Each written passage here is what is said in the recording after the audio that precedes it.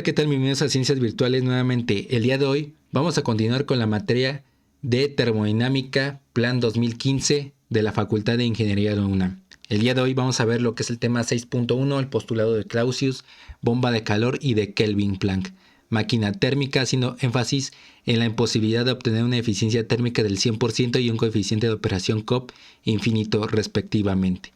Y bueno, para reiterar, pues vamos a definir nuevamente lo que era la primera ley de la termodinámica. Bueno, la primera ley de la termodinámica es también conocida como el principio de conservación de la energía. Por experimentos y visualización de fenómenos físicos reales, se puede aclarar por palabras que la primera ley de la termodinámica establece que la energía no se puede crear ni destruir durante un proceso, solo puede cambiar de forma. Y vean este dibujo, ¿no? Donde podemos ver todos los tipos de energía. En este caso, el tipo de energía que aquí se manifiesta es en forma de calor. Y un trabajo, que es otro tipo de energía, que va a ser un movimiento rotatorio de este ventilador que está dentro de este cuerpo rígido. Entonces, pues aquí tenemos todo el balanceo que debemos de hacer. O sea, son no nada más balanceos dentro de un sistema termodinámico. Y obviamente este delta es la diferencia de energía total. O sea, lo que se interactuó con todos los tipos de energía que se manifestó. Ahora bien, pues en la segunda ley de la termodinámica nos dice lo siguiente, que en la segunda ley de la termodinámica ahora nos importa la dirección que tienen los diferentes tipos de energía. O sea, lo vamos a hacer de manera útil. Para ello recordemos que la termodinámica tiene el fin de aprovechar la energía en forma de calor en trabajo útil o de necesidad humana. Y vean este dibujo de lo que sería de un automóvil.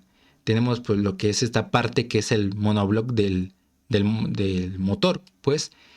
Y obviamente pues tenemos todo lo que es el sistema de cilindro émbolo, que eso bueno lo vamos a estar viendo en lo que es termodinámica aplicada, pues el ciclo Otto y el ciclo Diesel, y obviamente lo que es el cigüeñal, que es lo que consta aquí, que estoy apenas señalando. Esa parte hace que gire todo este eje y obviamente pues se transmite todo lo que es el trabajo y energía hacia todo lo que es el movimiento en las llantas. Obviamente se llama árbol de transmisión, lo que le llaman esto que está en medio. ¿Ok? Entonces lo que hace aquí es, pues, es a partir de una combustión impulsar estos pequeños ejes también con los cigüeñales. Y obviamente pues eso hace que se convierta la energía química, porque es una combustión, a energía mecánica de manera generalizada para todo el automóvil. Entonces lo que hacemos es convertir una energía, en este caso en forma de calor, en trabajo útil, que es para mover el auto, obviamente. Y ahora lo que sería pues de interés, o aquí hay más interés en lo que es una central eléctrica de vapor, donde vemos de manera general que aquí está lo que le llamaríamos caldera. Obviamente aquí le ponen vasija del reactor, porque podría ser también a partir de una energía nuclear, que es a partir de barras de uranio, en la mayoría de las centrales termonucleares, en las cuales pues se calienta a través de reacciones químicas que existen en estas barras de uranio para calentar el agua. Ahora pues va a llegar a un vapor sobrecalentado y esta va a pasar por toda esta tubería hasta llegar a la turbina. Gracias a ello hace un trabajo de eje que hace que mueva a la turbina. Y la turbina al mismo tiempo hace que, está conectada a través igual de un eje a un generador eléctrico. Obviamente en este caso es de corriente alterna, porque obviamente debe de convertir a grandes magnitudes de voltaje. Y pues toda la red de transmisión que ese sería otro tema muy aparte, redes de transmisión de alta, de media y de baja tensión, hasta llegar a lo que es nuestros hogares, o bien propiamente también lo puede tener, esa planta, también lo podría estar administrando su energía pues para manufactura, por ejemplo, de algunos aparatos que requieran pues altos voltajes y corrientes. Ya una vez pasado ese vapor sobrecalentado, debe pasar por otra tubería hasta llegar al condensador. El condensador a veces, o bueno, la mayoría, sale una parte de ese vapor para ser enfriado. Y obviamente algunas conexiones pasan aquí agua fría. Ajá. Puede ser tomada de algún río, de algún lago que esté cerca. Y obviamente eso hace para que se pueda enfriar y poder llegar a un depósito. En este depósito pues ya va a pasar a lo que es una bomba. Y la bomba pues por una diferencia de presiones la impulsa nuevamente a lo que es la caldera, o aquí bueno que le dicen vasija del reactor. Y así se completa el ciclo termodinámico. Ahora bien, recordemos otro concepto que es el calor.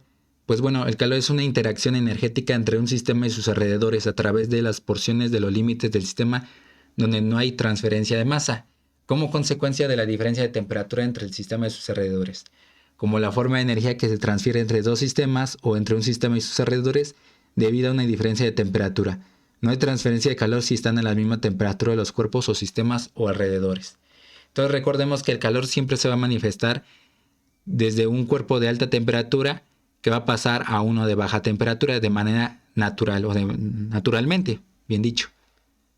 La naturaleza de fenómenos físicos tiene una dirección determinada, siempre, o sea, en este caso siempre en la naturaleza vamos a ver esta manifestación, no podemos ver una manifestación al revés.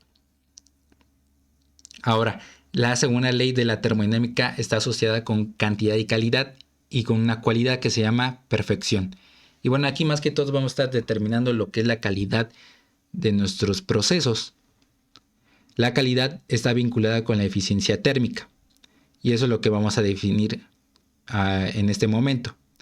Pero antes de ello, vamos a ver lo que es, esto ya lo vimos en el tema 2.3, en donde vimos lo que es la relación entre calor y trabajo, en donde tenemos pues una polea, un peso que va a caer, un cuerpo rígido, por dentro tiene un tipo de paletas, hace que gire, y está pues interconectada, ¿no? Con todo lo necesario para que pueda girar.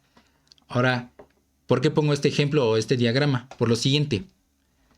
En este experimento sabemos que la energía potencial es transformada en energía interna del recipiente. Es decir, una vez que baja este peso, va a moverse las paletas y va a aumentar la energía interna de este cuerpo, siempre y cuando sea diabático, ¿no? O sea, que no tenga transferencia de energía en forma de calor debido a una diferencia de temperatura, sino que esté muy aislado de ello, ¿no? De esa diferencia de temperatura, debido al movimiento de las hélices del removedor que tiene, pero no ocurre en dirección opuesta, es decir, que aumentando la temperatura del líquido que está dentro del recipiente mueva el removedor, la polea y suba la peso, es decir, una vez que haya bajado el aumentar la temperatura de este cuerpo rígido no va a hacer que vuelva a su posición, o sea, que suba. ¿Ok? Para que pueda ocurrir requiere de un dispositivo que haga el debido trabajo. Este dispositivo se llama máquina térmica. Y bueno, ahorita vamos a definir lo que es la máquina térmica. Aquí les pongo de nueva cuenta lo que es el proceso termodinámico. El proceso termodinámico no es más que un cambio de un estado a otro siempre y cuando se lleve a cabo en equilibrio. Este nace gracias a la interacción con el entorno, modificando sus propiedades termodinámicas. Bueno, en el siguiente tema de 6.2 vamos a ver que existen procesos reversibles e irreversibles, el cual pues esto nos dice que pues de manera muy ideal es que se lleve a cabo de manera equilibrada, pero no es así. O sea, en la realidad no se puede llevar a cabo ese proceso. Se llama proceso cuasi estático, es decir, va a tener pérdidas durante todo su proceso. Ajá. Aunque no lo queramos observar de manera que nosotros lo queramos ver de manera perfecta, pues no se va a poder.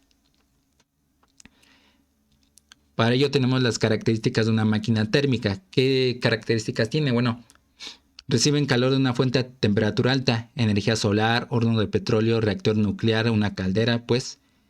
2. Convierten parte de este calor en trabajo, por lo general en forma de una flecha rotatoria. 3. Rechazan el calor de desecho hacia un sumidero de calor de baja temperatura, la atmósfera, los ríos, etc. Bueno, en el 2, donde dice convierten parte de este calor en trabajo, en forma de, bueno, en la forma de una flecha rotatoria, también puede ser por un intercambiador de calor, que eso, bueno, en termodinámica aplicada se ven los ciclos combinados. Ahí pues también se puede ver como ese calor se va a convertir en trabajo, pero también se puede intercambiar con otro dispositivo, que es un intercambiador de calor. Bueno, nuevamente, 3 rechazan el calor de desecho hacia un sumidero de calor de baja temperatura, la atmósfera, los ríos, etc. Ahorita vamos a definir muy bien lo que es un sumidero y una fuente de calor. Operan en un ciclo y requieren de un fluido de trabajo, ya sea agua, refrigerante, aire estándar. Eso es lo que deben de tener en cuenta para una máquina térmica.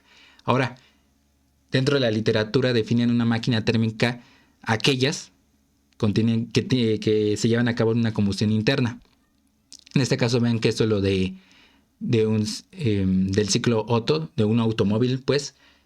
¿Por qué le llaman máquina térmica? Bueno, porque cada vez que se lleva a cabo este ciclo, solamente se lleva a cabo el ciclo mecánico.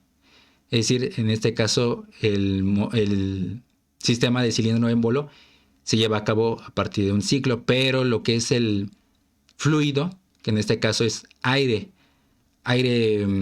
lo más posible aire seco, y lo que sería pues el combustible, se mezclan y a partir de una chispa, que es aquí lo que se sugiere que se coloque, bueno, estos son las válvulas de admisión y escape, y aquí en medio es la bujía, lo que hace que haga la explosión y mueva lo que es toda esta parte, lo que es el cigüeñal. Y aquí pues abajo es el cárter, que es donde tiene el aceite para realizar ciertas funciones. Ahora bien, cuando llega esa mezcla de aire seco y el combustible, no van a ser los mismos. Se van a estar renovando esa sustancia, por eso le llaman máquina térmica. Ahora una central eléctrica de vapor, esa sí es de combustión externa. ¿Por qué? Y pongo otra vez esta imagen en movimiento, porque obviamente en este caso pues se lleva a cabo calentar este agua que está en esta caldera o vasija de reactor, porque esto es una termonuclear, pues es a partir de una fuente externa, en este caso pues las barras de uranio, o bien puede ser petróleo, de algún derivado del petróleo o carbón, para llevar la combustión y calentar en la caldera. ¿Okay? Por eso es que le dicen máquina térmica a todos los que sean combustión interna, en este caso más que todo los ciclos del automóvil, el Otto diésel, o bien también el ciclo Brayton, ¿no? Y llamarle central eléctrica de vapor pues a estos casos, ¿no? El ciclo Rankine, que ustedes lo van a estar viendo pues en la parte de termodinámica aplicada. Depósitos térmicos, bueno, son cuerpos que poseen una capacidad térmica alta que pueden suministrar o absorber grandes cantidades de calor sin experimentar ningún cambio de temperatura. No precisamente tienen que ser de gran tamaño para ser un depósito térmico, con que su capacidad térmica sea alta garantiza que no exista cambios de temperatura en él. En este caso, pues en la mayoría de los casos, tenemos la fuente, que en este caso es el que suministra energía en forma de calor. En este caso, pues de manera real, en términos reales es una caldera, que es la que se muestra aquí en pantalla y la que se encuentra en la facultad. Ahora, el sumidero es el que absorbe energía en forma de calor. En este caso se va a la atmósfera, como se observa en pantalla, todos los desechos, digamos que es energía de desecho, o hacia en este caso, pues en los ríos, en los lagos, lagunas, o incluso en el mar, ¿no? El problema es los desechos a la atmósfera, todos estos contaminantes, el CO2, óxidos de azufre, por ejemplo, son los que hacen que contaminen el aire. Pues eso es otro tema, pero hacen que generen lo del calentamiento global, o bien modificar pues la temperatura de un ecosistema al momento de estar calentando o modificando, sí, propiamente la temperatura, también afectando a la flora y fauna de ese ecosistema. En el caso de una planta termonuclear, también hace que afecte en esta parte de usar estas pilas o barras de uranio, o de plutonio también, se maneja de manera teórica que desprenden estas partículas y pueden afectar igual al ecosistema al momento de arrojar esta agua hacia los ríos, lagunas, y afectando pues y no propiamente a los flores, a la flora y fauna, sino también a las personas que vivan ahí. Pues hay muchas problemáticas sociales y biológicas que se deben de atender para que todo coexista en armonía. Bueno, el postulado de Kelvin Planck es lo más importante, al igual que lo que es el postulado de Clausius. Es imposible que un dispositivo que opera en un ciclo reciba calor de un solo depósito y produzca una cantidad neta de trabajo. Ninguna máquina térmica puede tener una eficiencia térmica del 100% bien. Para que una central eléctrica opere, el fluido de trabajo debe intercambiar calor con el ambiente. Y por ello, pues eso ya podemos definir qué es la eficiencia térmica. Es la fracción de salida de trabajo neto entre la entrada de calor proporcionada, es una medida de desempeño de la máquina. Y bueno, lo podemos ver así, la eficiencia térmica es igual a la salida de trabajo neto entre entrada de calor total. Y bueno, en términos más matemáticos es de esta forma. Esta letra se llama eta, del abecedario griego, con un subíndice de ter, es decir, la eficiencia térmica. En este caso, cuando vean lo de termodinámica aplicada, pues ya hay varios tipos de ciclos, ¿no? Ciclo Rankine, Brayton y los diferentes configuraciones que existen. Pero a grandes rasgos es el trabajo neto entre calor de entrada. O bien también lo pueden ver como 1 menos Q de salida entre Q de entrada. Cualquiera de estas dos pueden usarla. ¿Ok? Para que tenga una eficiencia térmica del 100% debería tener la siguiente condición. Pues bueno, que la eficiencia térmica debe ser del 100%. Esto quiere decir que el trabajo neto es igual a Q de entrada, ¿no? Pero eso es imposible, ¿no? Porque a nivel molecular el movimiento aleatorio cinético y potencial de la sustancia pura, ya sea del agua, refrigerante o aire estándar, no llega totalmente a la máquina térmica o central eléctrica de vapor, por lo que parte de ello se sale de la trayectoria y tiene que ir a un sumidero para volver a ser aprovechada y completar el ciclo termodinámico. Recuerden todas las características de una máquina térmica, o bien también una central eléctrica de vapor, ¿ok? Es decir, tenemos que reutilizar esa sustancia pura, en este caso el agua, el refrigerante, el aire estándar, lo tenemos que estar utilizando nuevamente, no debemos de dejar perderla. Entonces, por lo tanto, no podemos aprovechar toda la sustancia que vamos a utilizar en trabajo total neto, lo que queremos conseguir. Entonces, parte de ello, eso que hace que la eficiencia térmica no sea del 100%. Por eso es el postulado de Kelvin Planck. Además de otras cosas que se van a detallar en el siguiente tema, el 6.2, las irreversibilidades. Eso aumenta más la disminución de la eficiencia térmica. Además de lo anterior, tenemos que rescatar lo que no se aproveche para que regrese a nuestra fuente térmica y así completar el ciclo deseado, ya que una central eléctrica de vapor debe operar en un ciclo. Y vean este diagrama donde tenemos lo que es una caldera, una turbina, un condensador, una bomba.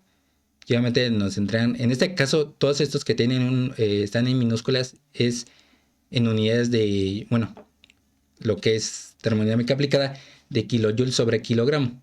Lo llaman por unidad de masa. En este caso es Q de entrada, un trabajo de salida, lo que nos va a entregar debido a eso. Y obviamente tiene que regresar esa energía en forma de calor hacia el condensador. Una parte debe de perderse, ya que debemos de disminuir su temperatura, su energía, para volver a llevarla a cabo a una bomba y que entre a la caldera nuevamente. Si no fuese así, entonces se estaría escapando totalmente. Entonces, realmente debemos que atraviesa un condensador para que disminuya pues su energía y además también la temperatura. Y podemos volverla a través de una bomba, ya que una bomba opera por diferencias de presión, aumenta su presión. Una turbina disminuye su presión, la caldera del condensador nada más intercambian puro calor. Bueno, energía en forma de calor. Entonces, ustedes ya han visto pues en libros, en literatura clásica de física universitaria o incluso en preparatoria, la temperatura alta, que es la fuente, da un Q de entrada, hacia una máquina térmica o lo que vimos una central eléctrica de vapor y nos entrega un trabajo de salida. Esto sería lo ideal, ¿no? Pero sabemos que una máquina térmica tiene ciertas características que debemos de aprovechar ese fluido de trabajo nuevamente. Entonces tiene que haber un Q de salida que va hacia una temperatura baja, es decir, un sumidero. Entonces vean que la temperatura alta fuente es en una caldera, una temperatura baja, un sumidero es el condensador. Aquí la máquina térmica sería la turbina, ¿ok? Que nos da un trabajo de salida. Exactamente como se ve aquí el diagrama. Para que vuelva aquí de temperatura baja hacia una temperatura alta, requerimos una bomba para volver eh, pues sí, esa sustancia pura. Y además tenemos que adicionarle, pues, un Q dentro, es decir, un combustible, una combustión, pues, para que se pueda calentar para que se convierta en una fuente esa caldera. Entonces, a grandes rasgos, los problemas para este tipo más bien de esta unidad, es encontrar lo que sería Q de entrada, el trabajo de salida, el calor de entrada y de salida y el trabajo de salida. Más que todo en esos términos. Esto no es de útil ahorita, porque esto ya se ve en termodinámica aplicada. Postulado de Clausius, y esto va hacia más enfocado a lo que es el coeficiente de operación. Es imposible construir un dispositivo que opere en un ciclo sin que produzca ningún otro efecto que la transferencia de calor de un cuerpo de menor temperatura a otro de mayor temperatura. Y esto nos da lugar a los refrigeradores y bomba de calor. ¿Cuál va a ser la diferencia por ahora? Un refrigerador doméstico tiene como misión retirar calor en exceso en un espacio absorbiendo a través de un evaporador y eliminándolo por medio de un condensador, que en este caso, que si lo ven en su refrigerador común en casa, lo que se encuentra atrás son los serpentines, que ese sería el condensador. En pocas palabras, es mantener el espacio refrigerado a una temperatura baja, eliminando calor de este. Por otro lado, una bomba de calor tiene como misión mantener un espacio calentado a temperatura alta. Esto se consigue obteniendo calor del exterior y suministrándolo al interior de interés. En este caso, pues lo que se encuentran, lo que le llaman el aire acondicionador. En este caso, pues, por eso es que en las azoteas tienen ese intercambiador de calor que se encuentra pues en las azoteas, para que de ahí obtengan pues ese exceso, o bueno, digamos que obtiene pues esa sustancia pura que es el aire y entra pues hacia un cuarto que ustedes necesitan calentar, en este caso en las temporadas de frío. Sin embargo, pues aumenta o disminuye su eficiencia dependiendo de lo que ustedes quieran por su confort humano, ¿no? O sea, si se sienten con frío, pues necesitan calor, ¿no? Aumentar su temperatura del cuerpo. Pero la máquina le va a costar trabajo suministrarlo debido a que pues el ambiente, o sea, afuera está a baja temperatura, entonces le va a costar más trabajo administrarle a ustedes ese calor que requieren. Y viceversa, ¿no? Cuando es la temporada de hay mucho calor, para que se enfríe su cuarto, o bueno, tengan, sí, un confort en su cuerpo, pues también le va a costar trabajo porque el ambiente pues está a una temperatura mayor, entonces va a conseguir puro calor excesivo. Y por eso tenemos algo que ya no le vamos a llamar eficiencia térmica, se va a llamar coeficiente de desempeño, COP. El refrigerador va a tener un subíndice R y bomba de calor BC por bomba de calor. El COP es una abreviación en inglés que se llama Coefficient of Performance, que significa coeficiente de desempeño, obviamente. Y bueno, ese se puede ver de esta forma: la salida de seda entre la entrada requerida para un refrigerador. Y también se puede ver de esta forma, en términos de QL y QH. ¿Qué significa QL? Calor bajo, por las siglas en inglés, low. Y lo que es QH, esto es debido a que es alto, en este caso es high. Por igual las terminaciones en inglés. Y lo que sería el COP de BC de bomba de calor sería salida de entrada deseada, entre entrada requerida. Lo mismo, pero obviamente pues este sería QH y aquí sería QL. Y pues en términos de QH y QL quedaría de esta forma. Y hay una relación entre estas dos, entre COP del refrigerador y bomba de calor, que sería de esta forma. El COP de la bomba de calor es igual al COP del refrigerador más 1. Y bueno, aquí tenemos pues lo que es el diagrama de lo que sería nuestro ciclo de refrigeración, de un compresor, un condensador, válvula de estrangulamiento y evaporador. Y bueno, aquí tenemos pues nuevamente estos COP que aquí colocamos. Para que un COP tienda a infinito se requiere que pues el trabajo neto sea igual a 0. Esto pues recuerden que es matemáticas esenciales de cálculo diferencial e integral, que obviamente que cuando sea 0 tiende a infinito. Es decir, siempre va a estar administrando pues esa energía de flujo, siempre. Sin embargo, recordemos que hay un postulado de Clausius que dice, bueno, que aquí no dice, pero recordemos que esto violaría el postulado de Clausius debido a que para que exista el efecto opuesto de un lugar de baja temperatura enfría a un lugar de alta temperatura requiere de un dispositivo del compresor y hacerlo funcionar por medio de otra energía externa eléctrica por sí solo nunca lo hará. ¿Ok? Entonces, aquí para que funcione el compresor requiere de un trabajo de entrega, en este caso un trabajo eléctrico. Siempre, si no, solito nunca va a funcionar y nunca se va a llevar a cabo pues este ciclo de refrigeración. Ambos postulados están correlacionados, es decir, el de Clausius y el de Kelvin Planck. Si uno no se cumple, el otro tampoco lo hará y viceversa. Entonces, a grandes rasgos, la segunda ley de la termodinámica nos puede decir, en pocas palabras, que nada es perfecto. Es decir, requiere de un trabajo externo y luego dejar pasar una cierta energía para que vuelva a completarse. Sin embargo, eso hace que la eficiencia del dispositivo en estudio disminuya. Pero en el siguiente tema vamos a ver lo que es algunas irreversibilidades que tienen también pues dentro de todos estos dispositivos, el condensador, evaporador, compresor, turbinas, calderas, etc.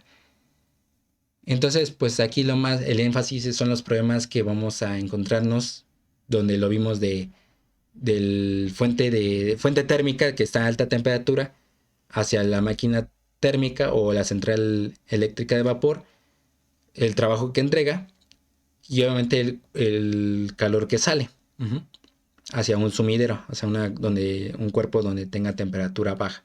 Más que todo esos son los tipos de problemas que requerimos resolver en esta unidad de la unidad 6. Y bueno, hasta aquí se terminó el video. Solamente necesitamos que le den like, se suscriban, compartan, comenten y sobre todo que le den clic a la campanita de notificaciones para que cada vez que nosotros subamos algún video se les pueda notificar en el momento. Si no, nos veríamos en el siguiente video. Que tengan un excelente día y semana. Hasta luego.